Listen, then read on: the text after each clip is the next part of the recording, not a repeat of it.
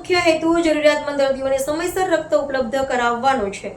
રક્તદાન શિબિરનો મુખ્ય હેતુ જરૂરિયાતમંદ દર્દીઓને સમયસર રક્ત ઉપલબ્ધ કરાવવાનો છે।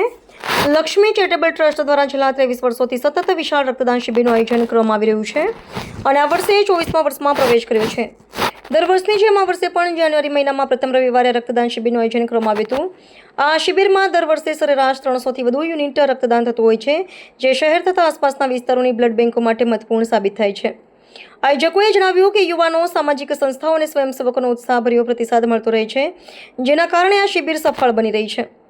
આ સાથે જ રક્તદાતાઓ માટે મેડિકલ ચેકઅપ, પ્રમાણપત્ર તથા અલ્પાહારની વ્યવસ્થા પણ કરવામાં આવી હતી।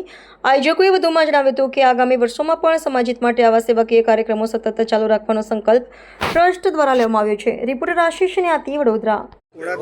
લક્ષ્મી ચેરિટેબલ ટ્રસ્ટ દ્વારા દીપિકા સોસાયટીની સામે સુદર્શન કોમ્પ્લેક્સ પાણી ટાંકીથી આનંદનગર રોડ ઉપર આ રક્તદાન શિબિર કરવામાં આવેલ છે અને આ રક્તદાન શિબિરનો 24મો વર્ષ છે। લક્ષ્મી ચેરિટેબલ ટ્રસ્ટના નેજા હેઠળ દર વર્ષે જનવરીના ફર્સ્ટ સન્ડે ઉપર અહીં રક્તદાન કરવામાં આવે છે અને 300થી 350ની બોટલની વચ્ચે રક્તદાન એકત્ર થાય છે। બધા લોકો ઉત્સાહ સાથે અહીંયા રક્તદાન કરે છે।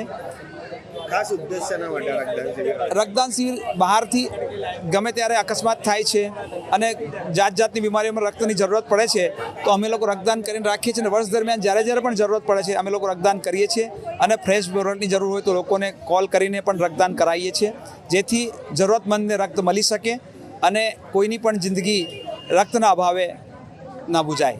એના માટે શું નામ? જીતેન્દ્ર કોઠારી, લક્ષ્મી ચેરિટેબલ ટ્રસ્ટથી।